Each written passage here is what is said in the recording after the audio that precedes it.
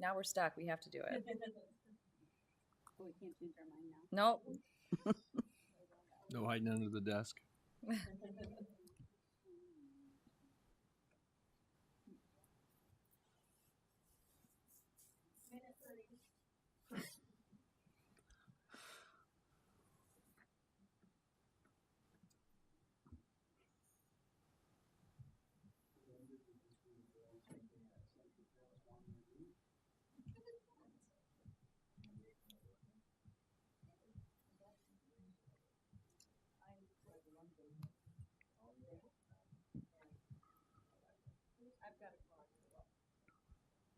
All right, we're 1 minute out, everybody.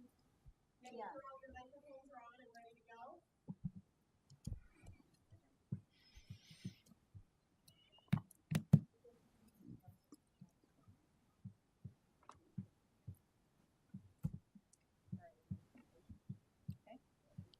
I snapped last night. I couldn't see anybody with it straight across.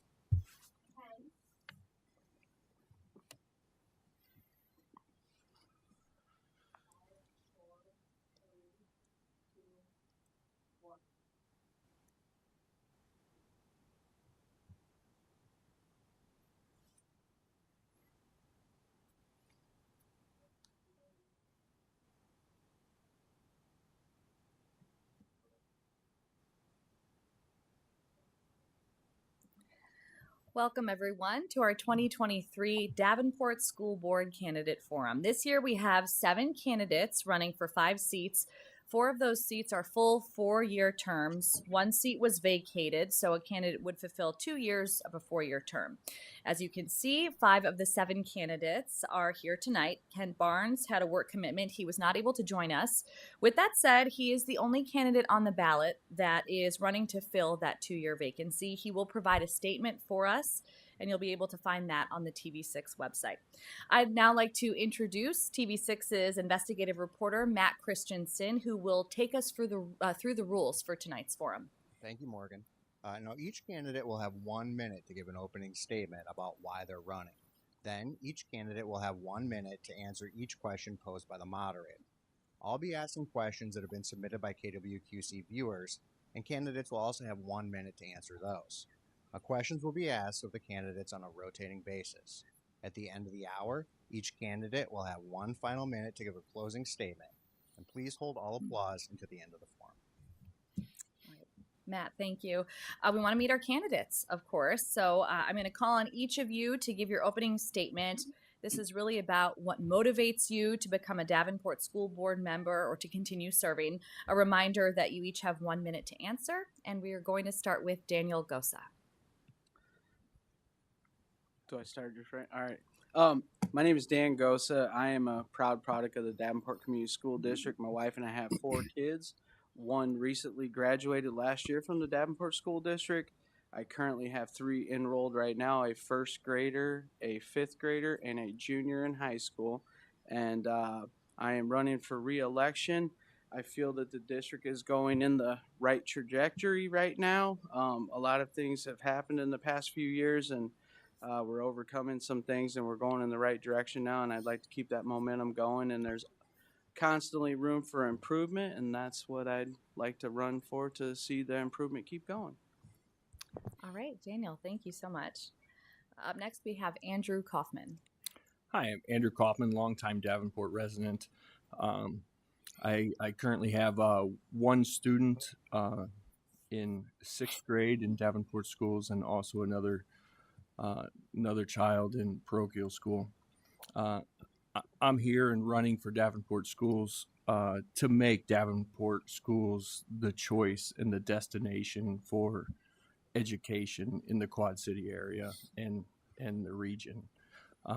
we have a lot of room for improvement. I'm here to ensure that our children and our teachers have a safe environment to learn in, and more than anything, just a voice for children and for their parents. All right, Andrew, thank you. Up next, we have Connie King.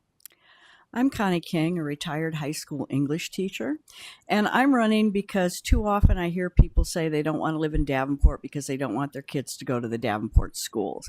I think the Davenport schools have a lot of promise and a lot of potential, and I have certainly known a number of students who have gone through the Davenport schools and had excellent experiences.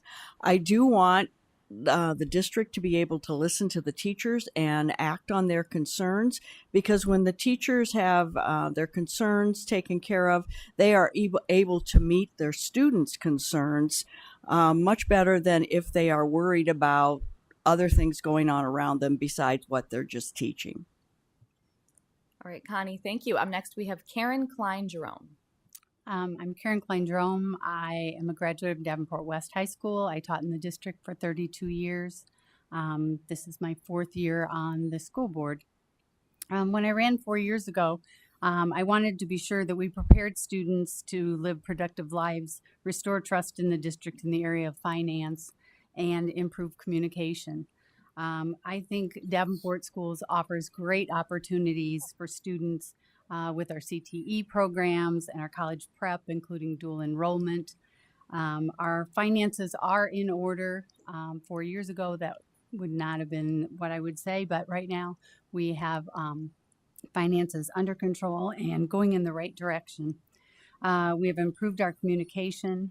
I would like to continue to work on the board to make sure that all students are getting a quality education and that students' learning and success are our central focus. All right, Karen, thank you. Up next, we have Kent Poston. Kent Poston. I'm a graduate of Davenport Central. Our 4 children graduated from Davenport West. 3 grandchildren have graduated or are attending West at this time. All of who have got a wonderful education from the Davenport district. As Karen mentioned, when we first came on the board, finances were in disarray. There were a number of things that we had to work through. We were constantly putting out fires. The reason I want to run again is I want to finish the work that we've been doing and to continue to promote student achievement. The areas that I want to focus in and the board will be focusing on is attendance, curriculum, finances, facilities, safety, pre-K, graduation rate, open enrollment out, and teacher retention. All right, thanks to all of you for your introductions. We want to head over to Matt Christensen for a question now submitted by a KWQC viewer ahead of the forum tonight. Matt? Thanks, Morgan. Here's the question. New state numbers show students are leaving public schools in Scott County because of a new law that allows students to use public money for private schools. What can the school district do to recruit and retain students in the Davenport district? We'll start with Andrew Kaufman. Davenport Schools is at a crossroad with this new law that they absolutely must get better. It's the only choice. They've got to have a safer environment than they do today. The number one thing that you hear from both teachers and students is that they don't like Davenport Schools because it's not safe. So we got to work on safety. We got to work on quality of education. We got to work on administration, not fighting parents. And we just got to be better because that's the only way to compete with the parochial schools in the district, especially when there's funding is not a problem. It's no longer a barrier for most families anymore. Thank you, Andrew Kaufman. Next up is Connie King. One of the things that the Davenport schools need to do to deter students from going to parochial schools is point out the many opportunities that are available in the public schools that just aren't available in the private schools. We have incredible activities. Just last week was the band extravaganza, which is not something that most parochial schools can pull off. We have a very sound trade program, and it's improving all the time and adding things to it. That is something else that parochial schools don't usually have. Plus, we have all kinds of opportunities as far as dual enrollment classes, and I think those are the things that really support the Davenport schools, the public schools, rather than the parochial school. Thank you. Karen Klein Jerome. Well, I said earlier that our communication has improved. I think we still have a ways to go. If you don't have students in the district, you are probably not aware of all the things that we offer. And so I think we need to do some promoting of our programs. We are going to be offering 16 CTE programs, career technical education, that prepare students to go into the workforce. Many of our students get an apprenticeship at John Deere after going through a welding program. The North High offers dual enrollment, so you can graduate with a high school diploma and an associate's degree. We need to do a better job of promoting ourselves so that people know what's available. We have the Creative Arts Academy that is at Sudlow and Central. Again, we have some specialized programs that none of the other district schools have, and we just need to do a better job of letting people know this is what opportunities we offer. Thanks. Kent Posture. Many of these things have already been said, but again, we need to do a better job of promoting the district, because we do have, as been mentioned, many programs that most schools are not able to offer. Again, talking about the CTE program, the Career Arts Academy, dual enrollment, and then the other thing that the district is very good about is providing interventionists within the classrooms and being able to help with student achievement. And I would put the Davenport School District up against any district in the area as far as what we provide. Thank you. Daniel Gosa, please. A lot of the things have already been said. One of the biggest things, we just don't promote ourselves. We don't tell our story enough. And relying on community partnerships. One of the things I did 3 years ago when I became board president, myself and the superintendent do intergovernmental meetings where we meet with every mayor that we have jurisdiction in bi-monthly, so we can kind of go over things so they can help promote us as well as us promote them, so because they can reach some of those pockets that we can't. And we definitely need to step our social media game up and things like that, and really rely on our community partners, and start, promoting videos of some of our success stories of our students that are, moving on, furthering their careers and things like that. But yeah, it's something we're always trying to improve and things like that. So we also are working on getting our feeder program, so that way we'll be able to promote families early on and move them up through things. We have great fine arts. You're not going to find anything better around. The band spectacular is a huge thing of that. And 1 minute is not enough time, but Thank you. Morgan? All right. Well, of course, we want to hear more about all of you as individuals. So, what particular skills, strengths, or even experiences qualify you to serve as a school board member? And we are going to be starting with Connie King. As I said, I'm a retired English teacher, and I know what goes on in the classroom. And I get the idea that there's a disconnect between district administration and what actually happens in classrooms. I have a number of friends who teach in the elementary schools, and they are frustrated sometimes by the lack of understanding how curriculum works in a classroom. Every class is different, and every student is different. And teachers know that, but sometimes the curriculum comes down as a one-size-fits-all, and it doesn't fit all. And consequently, the teachers are the ones who have to figure out how to make it work. And sometimes that doesn't always happen with administrators standing over you and expecting you to fit a square peg into a round hole. And the fact that I know what goes on in a classroom, I think, makes me unique in the idea of being on the school board. Connie, thank you. Karen Klein-Jerome. I was also a teacher. I'm comfortable meeting with people, listening to what they have to say, getting their input. And I've been in leadership positions where I've run meetings and things like that. And you've got to listen to all sides of the story when doing that.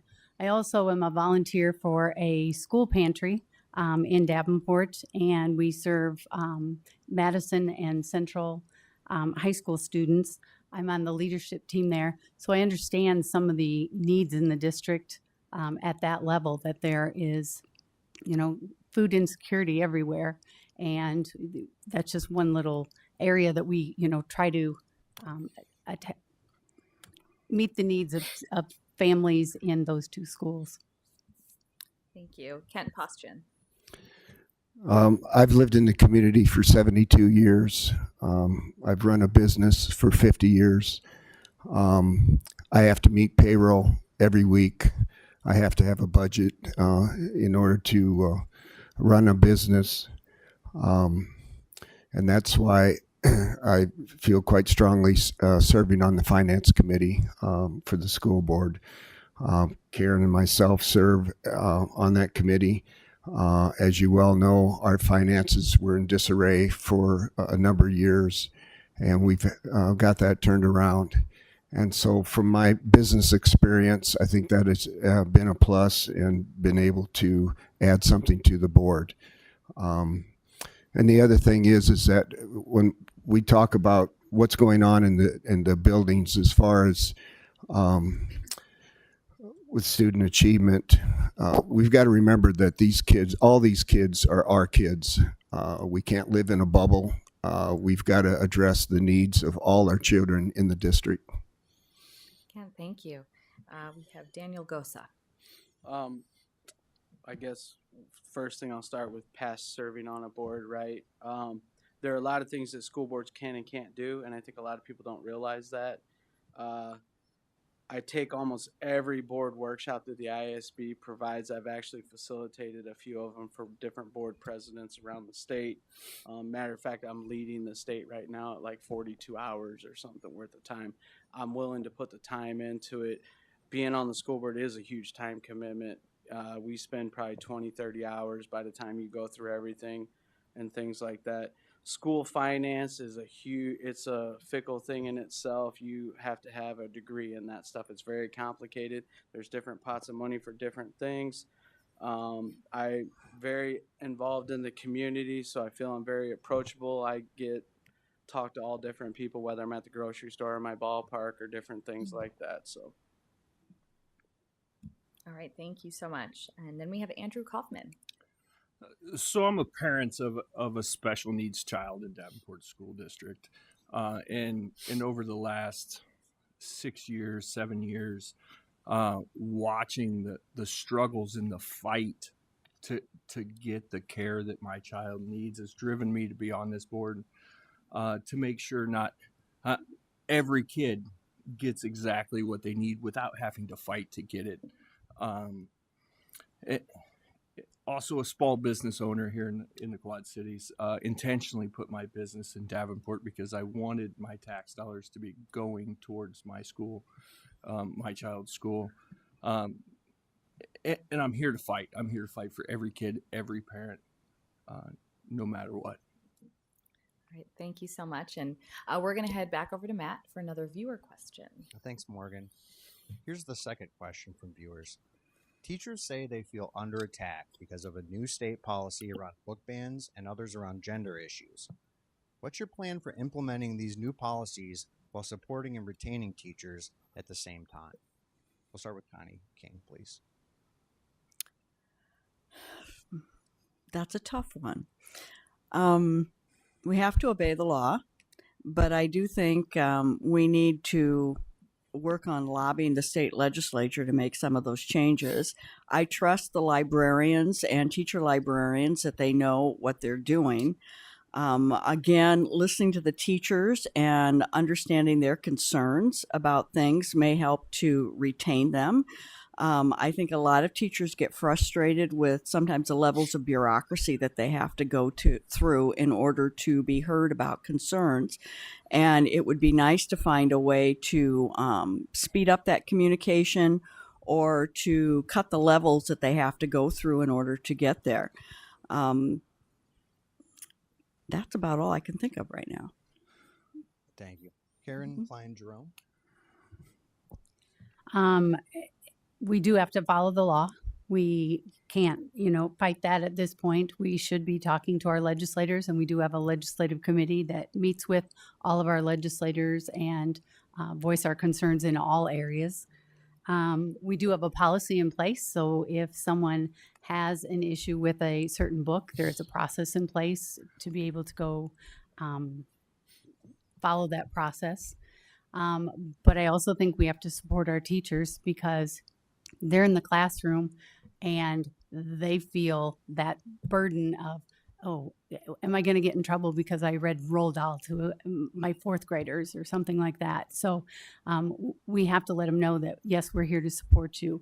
And I think we have teachers who really do know what they're doing. Thank you. Kent Poston, please. Again, as has been said, we definitely have to follow the law, and we do have the policy in place. I serve on the legislative committee for the school board and have spent numerous trips lobbying at state legislature. So when there's changes need to be taking place, that's one way that we can voice our opinion and lobby at the state legislature. Thank you. Daniel Gosa.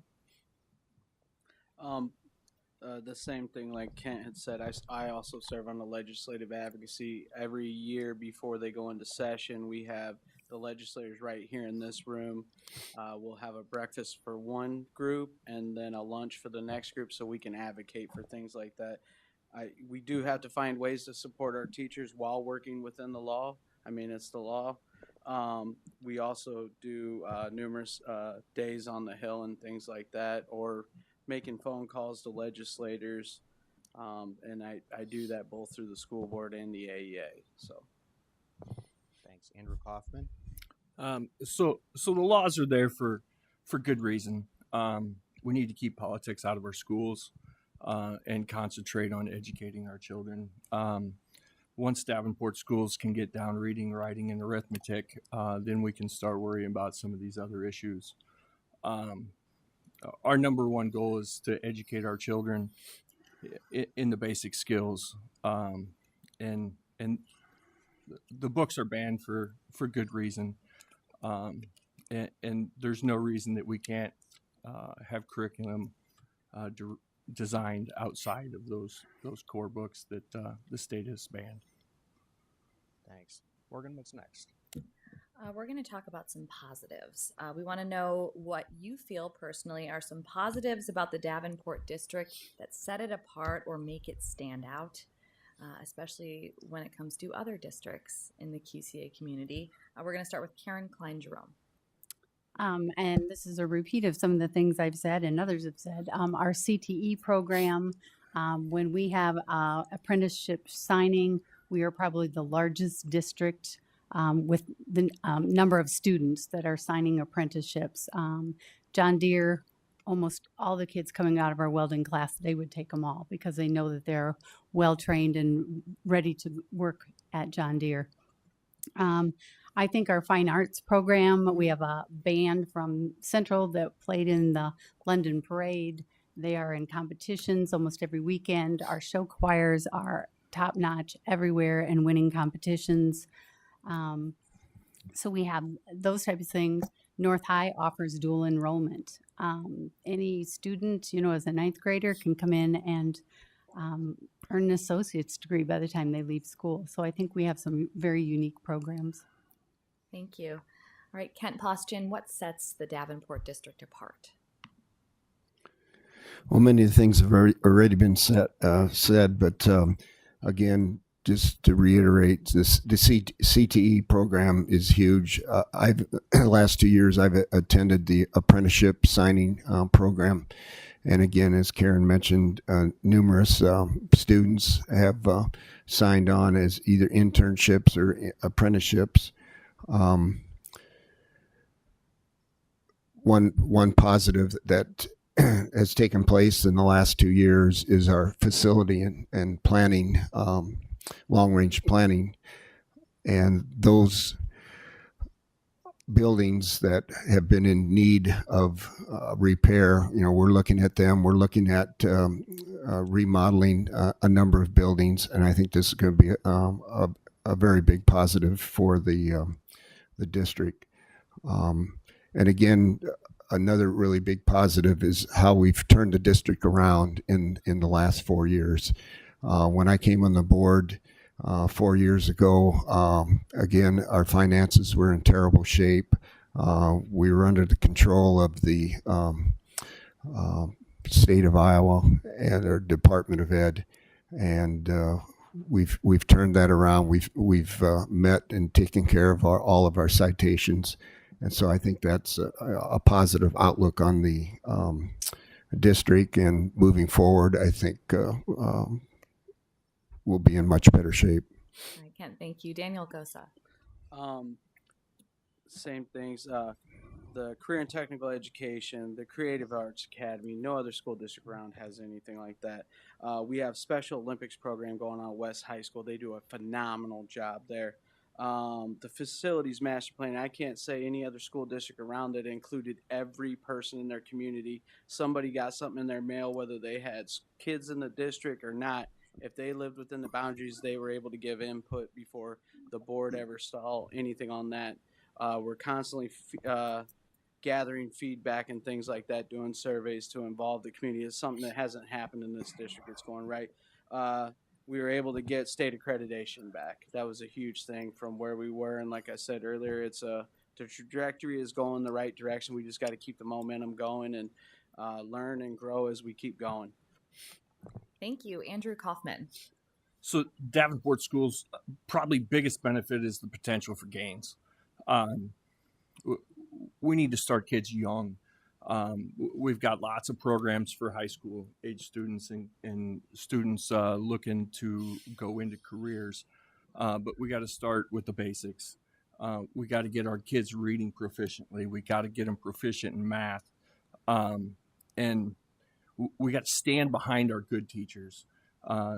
Too often I visit with teachers of my students or other teachers, and the obstacles that they face with administration is holding the teachers back from truly helping these kids at a young age. We've got to get behind the kids when they're young and offer programs while they're young, so that they can take advantage of the programs as they mature. So potential. Thank you. Connie King. The opportunities are endless. I am impressed with the CTE programs because they keep expanding, and they're just a wonderful idea because too many kids think they have to go to college and they don't. The trades are available and they really need to have a lot of young people getting into them. But a couple of the things that impress me the most about the Davenport schools are their drama and music programs. The music is wonderful. The show choirs are great. I was peripherally involved with the West Show Choir a number of years ago, and my neighbor kids were involved in it. And also the drama. I don't think gets enough pointed out, the plays and the musicals that are put on. I saw Les Mis at North High School several years ago, and I've seen professional productions of that have to go a long way to beat what I saw at North High. They did an awesome job, and that needs to be promoted more, that sort of thing is available for the kids of Davenport. Wow, Connie, thank you. We're going to head over to Matt for another viewer question. Thanks, Morgan. Now here's a viewer question that we received from several viewers. It's, how can the district expand services and early childhood education so that students have a better chance to succeed? We'll start with Kent Poston. Well, I've been pushing hard for more pre-K in the schools, and I think if we can get our touches on these kids at a younger age, and so that they have the advantage of pre-K, like a lot of the students have. Um, in order to do that, we're going to have to maybe make some changes in facilities. But when the sixth graders are moved next year back into middle school, hopefully there'll be opportunities for more space in the elementary, and then be able to have more pre-K in some of our buildings. Thank you. Daniel Gosa. As Ken said, preschool, pre-K is a huge thing. Also, we're able to rely. I was just at an AEA board meeting last night. We're actually talking about this stuff. It's getting kids younger. The AEA has an early learning program from 3 to 5 year olds, which every district in AEA District 9 benefits from, where they're trying to early screen kids to find out if there's roadblocks in the way of their learning so that they can get them the supports they need early on to catch them early on so that they don't struggle with it as they go through. So that is a huge area, and if we're able to rely on our AEA partners to help out with that, not all of the burden is on the district. We have partners there to help with those things. Andrew Kaufman. Again, pre-K for all students. It should be an option for every kid to go to preschool in Davenport schools. And then the pre-screening and early intervention. Parents shouldn't have to fight to get their kid in speech therapy or physical therapy or occupational therapy at a young age. We need to broaden the ability to catch these problems that kids are having at an early age and eliminate them before they become major learning obstacles for the children. And just more early intervention is exactly what we need. Connie King. Preschool has certainly shown its benefit to having that, and obviously to expand it, we need both the space and the money. And I suspect that the money needs to come from lobbying the legislature to make sure that the district gets the money that it needs. Maybe some grants and some partnerships with businesses could be looked at to see where that would go. And obviously the space needs to be available. I know we have some buildings that do have space in them or will have space in them, and that could be looked at as well. It's certainly worth doing well if we can do it. Karen Klein-Giroux. Currently, we do have 2 standalone facilities and 2 schools that have some preschool in them as well, 2 elementary buildings. One of the things we also need, though, is a wraparound program. The state funds 4-year-olds. You'll see signs everywhere, free 4-year-old preschool, but that is only for like about a half a day. And if you're a working parent, then what? A wraparound program would allow the students to be there if they're morning preschool in the afternoon and get services and those types of things. But again, it's a funding issue that the state needs to pay for the wraparound services or all-day preschool. We also partner with Head Start, and we set aside special ed seats in all of our preschools so that the students that fit under those categories have an opportunity to do it. But we certainly need to expand it, get it into more of our elementary buildings, hopefully with the funding, and do some wraparound. Thanks. I appreciate those answers. Morgan. Well, of course, we've heard from a few of our incumbents all that has been done over the past 4 years, which is a lot. But we want to talk about the next 4. What do you see as the top? We just talked about one, preschool. That's a huge priority, I know, going forward. The facilities master plan, obviously, we're going into phase 1. We'll have phase 2 and 3 and all that because we need to right size our district to free up the general fund dollars to be able to make the direct impacts in the classroom. Because facilities are paid out of a different pool of money. They're out of Save and Pebble funds. where salaries, running the building, everything else is paid out of the general fund dollars. And when we're able to save money there, that's when we'll be able to make the direct impacts to be able to offer your reading intervention and it's your math interventions and things like that. So that's some of the big priorities, as well as getting the teachers the supports that they're saying that they need in the classroom, so there's not barriers there to get the kiddos there. Because at the end of the day, we service the kiddos, and we need to provide them the things that they need. Great, thank you. Andrew Kaufman. So school safety, number one, top on my list. I want children to feel safe at school. I want teachers to feel safe while teaching children. Teachers can be more effective when they're not worried about outbursts in the class or violence. You talk to parents or teachers in the district, and that's their number one concern is Davenport schools aren't safe for my kids. And preschool, and then those early interventions immediately. We can find the money to do it. It's just about taking the time and making it a priority to get it done. So again, safety, and early intervention for children. All right, Andrew Kaufman, thank you. Connie King. I think one of the top priorities should be in retaining teachers and being able to hire new ones.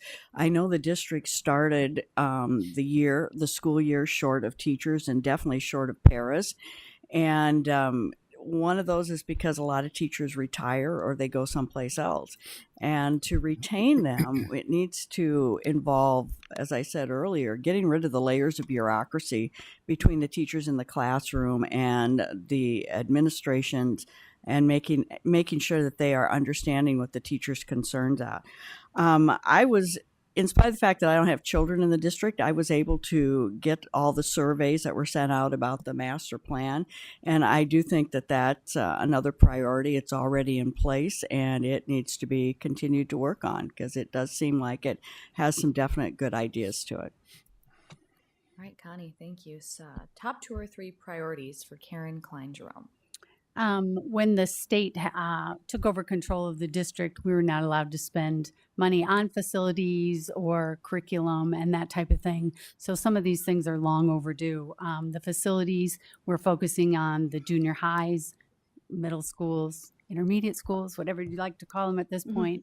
And that's why Sudlow and then SMART will be addressed first. Curriculum. We have already adopted a number of new curriculums, and we'll try to get it on a rotating basis so we aren't going, 10, 15 years with the same curriculum, and that it comes up for renewal more often. Attendance is a big issue in the district. If you're not in school, you can't learn. And so we're trying different approaches to try to get students here. It takes parents also being involved to say, you got to get up, you got to get to school, and retain teachers. Thanks. Yeah, thank you. Kent Postchin. Number one would be preschool, and again, we've discussed that previously. We will need some sort of wraparound services, and we will need some sort of funding to make that work. Facilities, as already been mentioned, is huge. We've spent the last 2 years working on that. We had input from teachers, parents, staff, and are continuing to work and go forward with that. We've got 2 very big projects addressing Sudlow and SMART intermediate schools. I think we need to have the type of facilities where the kids and teachers are proud to go into those buildings and have a facility that's conducive to student learning. Teacher retention is a huge area that we'll have to address, but this is not something that's an issue just with our district. I mean, it's all over the state. all districts are short on teachers. The other thing that I would like to see improved, and by addressing our facilities, I think this will help. But we have too many kids that are not involved in extracurricular activities, whether that's sports, band, whatever it might be. Kids need to get involved, and this will be also a way for them to be more productive citizens as they graduate from school. All right, thank you, Kent Poston. And Matt, viewer question, audience question? Yeah, sure. This is another one, another topic where we receive multiple questions. And I'll phrase it this way. Is the district on the right track when it comes to closing or opening schools? And we'll start with Andrew Kaufman. Absolutely not. Closing a school is extremely painful for a community. Directly impacted that myself. A child with special needs changed schools. My child not only changed schools but changed teachers, changed their entire environment when things were going smooth. We've got to find other solutions. We're talking about not having space for preschools, but yet we're closing schools. We can't bus kids. It's proven that when you bus a child to school, it has a detrimental impact on the child. So we're taking kids out of their home school, busing them further, instead of addressing issues that we should be going after. If we get enrollment up, we're going to need those schools. And we get enrollment up by being a better school. Connie King. As painful as it is, I think that the district is going to be dealing with school closures over the next 10, 20, 25 years. There's a demographic change, fewer school-age children all over the country, and certainly that's the case in Davenport. And I think that as much as we don't like the idea, we are probably going to have to reduce schools eventually. So it's not an answer people want to hear, but it is the reality of the situation. Karen Klein Jerome. Yes, I do think we're on the right track. Unfortunately, it didn't happen over a spread out time that should have been addressed sooner than this. But when you could take all of Bettendorf school kids and put them into Davenport schools and never have to build one classroom to accommodate them, you obviously have too much space. So I do believe we're on the right track. As Connie said, we have an older demographics. I grew up on a street in Davenport where every household but one had kids. That same street that my dad continued to live on now has one house with the kids in it that go to school. The rest are older people. So, we aren't attracting the families into the district to fill our schools. Kent Poston. Closing schools is not fun. It's a tough thing to do, but this is something that should have been done years ago, and it's part of the reason we got into financial straits. I think we can accommodate those students when we close them. Not only the building that's closed is affected, but also boundaries have to be changed to adjust for the kids that are moved to other schools. But again, we have to look at open enrollment out. People are having less children, and so we will continue to have to look at right sizing the district. Daniel Gossett. I said it on the last time I spoke, but people are aging in place, right? You move into a place, you stay there forever. You have your kids there. You like it, you stay. Your kids might stay in the same neighborhood or whatever, but folks aren't having as many kids nowadays. When Davenport School District was originally built, I want to say it was for like 25,000 students. We have like 14,000 students now. Just over the course of time, things weren't done. And as I said, we have to make the impacts to the general fund because that's where we make the impacts in the classroom that reach the students. I understand it was a very hard decision to make. There was a lot of time that went into that, a couple year process. It's not something that happens overnight. But at the end of the day, we have to be able to provide the best for our students. And we need money to do that in the general fund. So sometimes you have to do things that not everyone likes, but at the end of the day, you have to keep the students in mind. All students, not just a few, not a couple, all.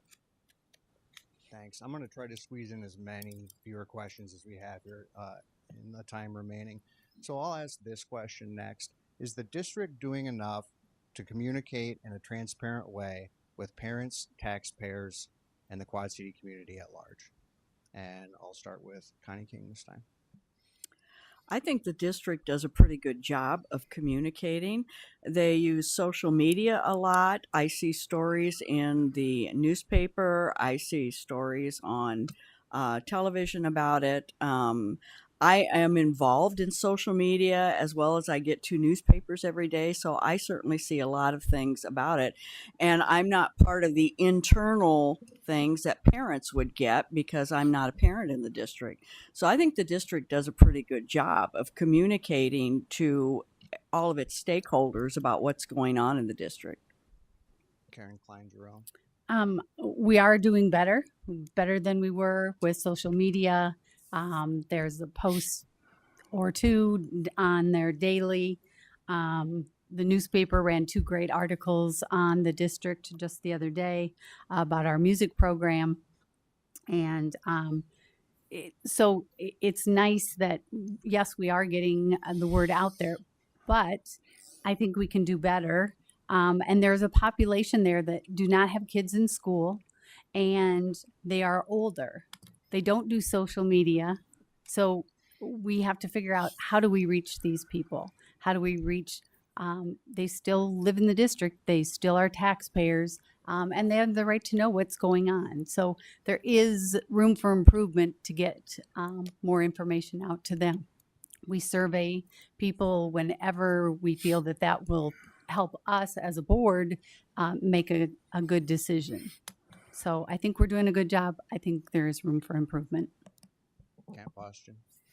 Approximately in any community, approximately 75% of the residents don't have kids in school. So again, as has been mentioned, sometimes it's hard to reach those people. I think we do a good job with the social media. We are looking at hiring a communication director to aid with an outside media source. So I think that will help. We send out numerous surveys. Don't a lot of times don't get a lot back, but we do make the attempt. Daniel Gosa. I'm going to echo what a lot of things that have been said. Social media, robo-dialer, and if you're a parent in the district, you kind of get annoyed by that, trust me. You get emails. We do the e-blast.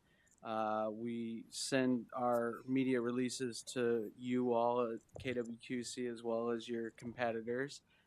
We send things out to the Quad City Times.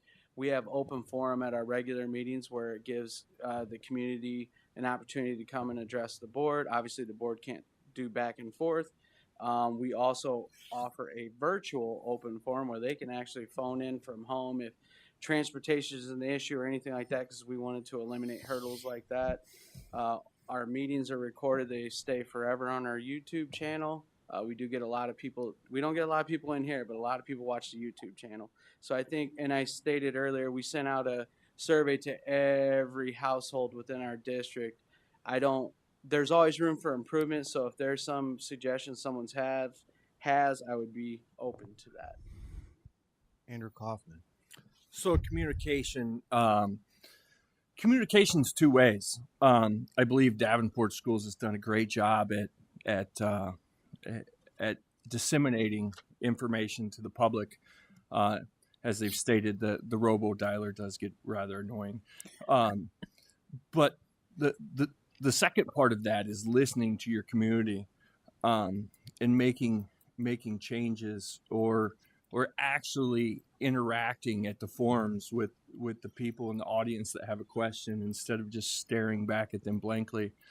Um, I don't believe Davenport Schools does the second part of communication, and that's what I look to bring to the table is listening to parents, finding out the problems, listening to children, and really bringing that reactive part of communication back to the district. Thanks, folks. I think we're close on time, so I'm going to turn it over to Morgan. All right, sounds good. It's time for our closing statements right now. Each candidate is going to get 2 minutes to tell us anything that you would like to say to voters. This is also a really good time for you to individually touch on something that maybe didn't come up in tonight's forum, and share your feelings on that. We are going to start with Karen Klein-Jerome. I believe in this district. I believe in our students and our staff. And while the public oftentimes hears if something goes wrong, that is reported right away. Everybody hears that, but you don't always hear the good things that are going on. So I do think we have a great staff. We have great students, great programs. We're just needing to make sure that people know that.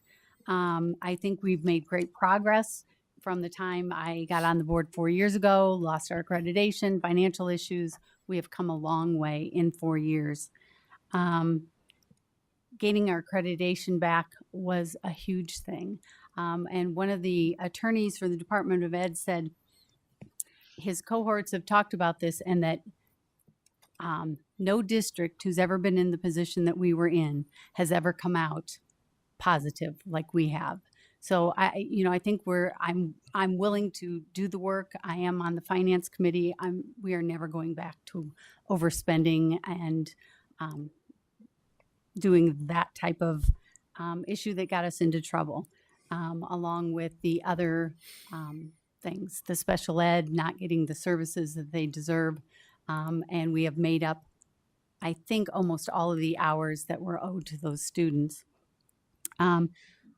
I believe Davenport students deserve the best education, and I'd like to continue making the district a district of choice, that people coming to the area do say, oh yeah, I've heard great things about the music program, the arts program, the dual enrollment, even the preschools, and make this the district that they want to move into. All right, Karen, thank you. Kent Poston. Well, I'm 100% behind this district. I think we have a lot to offer. As Karen mentioned, we've gone through a lot of things in the last 4 years. I have all our kids and grandkids got a wonderful education here, and went on to, 2 of our daughters went on to be teachers. My wife, Marcia, taught at Monroe Elementary for 4 years. My dad served on this school board for 15 years. And so we have a lot of connection with education, and proud of that. As I mentioned earlier, I've run a business for 50 years. And that's why I feel very strongly serving on the finance committee. The finances are so critical to this district. Keep in mind that our budget is over $200 million. And then on top of this past few years, we had $80 million worth of ESSER funds that we worked with and used. So again, I feel very positive about the school district. We still have a lot of things to achieve, and I'd like to be a part of that. Kent, thank you. Daniel Gosa. I think I've said a lot of the things already. Again, I have kids in the district. Anything that happens in this district does directly affect me and my family. I also serve in other capacities in the community, and trust me, I hear about it at my little league fields and things like that if things aren't going good in the classroom and things. I've always been a champion of Davenport Community School District. I believe in this district 100%. I think we have some of the best staff around. We have amazing students. And that's not just teachers. We have paraprofessionals, we have custodians, food service workers, our secretaries. Every one of the individuals that we employ impacts the student's life every day. And the only ones I ever hear anyone talk about are the teachers, and they forget about everybody else that's there helping those kiddos out along the day. Sometimes that's the only positive impact that those kids have. I want to continue to be a champion for the kiddos that can't speak for themselves sometimes. I think we do a great job, and I love serving my community. And it's not for the pay or benefits, despite what everyone thinks. School board members get paid nothing and they get no benefits. All right, thank you, Daniel Gosa. Andrew Kaufman. I'd like to be a voice for the parents and the children, every parent, every child, especially children with special needs. It hits very close to me. I believe Davenport Schools has failed our children with special needs and IEPs. The state taking over is a perfect example of that. We've got a ton of room of improvement to make sure that every child is taken care of. I want to be on this board in case something happens again like COVID, where the board just turned power over to the superintendent and things just went haywire, and I want to be here to make sure that doesn't happen again, and that the best interest of the children are always number one priority, no matter what. I will listen to parents. My phone will be available for anybody to call me at any time. I will spend time in the classrooms. I will spend time with the teachers. I'm in this to build a better community and to help our kids get a quality education at Davenport Schools. All right, Andrew, thank you. Your closing statement, Connie King. I have lived in Davenport for over 30 years and have watched all the goings on of the school district for that long. And I've always been impressed by the fact that everybody keeps going back to school no matter what. The teachers in particular, I have known a lot of them, and they impress me by their dedication and by the fact that they walk in every day no matter what happened the day before. I would like to be an advocate for those teachers so that their concerns get met, particularly about trying to make things fit in the classroom that don't always fit real well, like some of the lessons they have to teach, some of the discipline problems that they run into that too often get thrown back on the teacher. Sometimes the teacher's already done everything the teacher can do, and there needs to be something else that they can do. And so I think that's where the district steps in with some kind of plan about what do we do when the teacher's done everything the teacher can do. And I would like to be able to help form something like that and see that it's implemented. The teachers, when their needs are met, when their concerns are met, they are working with students without the concerns of some of those things hanging over their heads, which means they have more time for the students and more time to make sure the students are doing everything they can to meet their potentials. Right, Connie King, thank you. And a reminder for everybody that is tuning in right now, we've got seven candidates running for school board this year, so voting is important, getting out there to vote. That's why we want to send it over to Matt with some reminders for us. Yeah, absolutely, Morgan. Voting is very important. It's our expression of democracy. So to find your polling place, visit the Scott County Auditor's website. You'll find some resources there on how to find that polling place, how to register to vote, what to bring to the polls. And I'll also remind folks, too, that city races for mayor and city council are also on the ballot. So mark your calendar and let your voice be heard. I think it's also important if you need some resources on more candidates or more on learning how to vote, you can always visit our news app or website. Morgan? Absolutely, yeah. Something that TV6 will be doing in the weeks to come before Election Day is making all of that available to the viewers who are maybe tuning in to watch this forum tonight, making it easy for all of you out there. And for all of you sitting here, we want to thank our candidates for participating tonight. We really appreciate your time. It's do a little round of applause. You're all wonderful. And a reminder too, if you'd like to rewatch any portion of this program, it is available for you at kwqc.com. You can also download our TV6 News app and watch it there. And one quick reminder, Ken Barnes, who was not able to be here this evening, is providing us with a statement that should be up on our website as soon as it is available. Thank you all, and have a great night.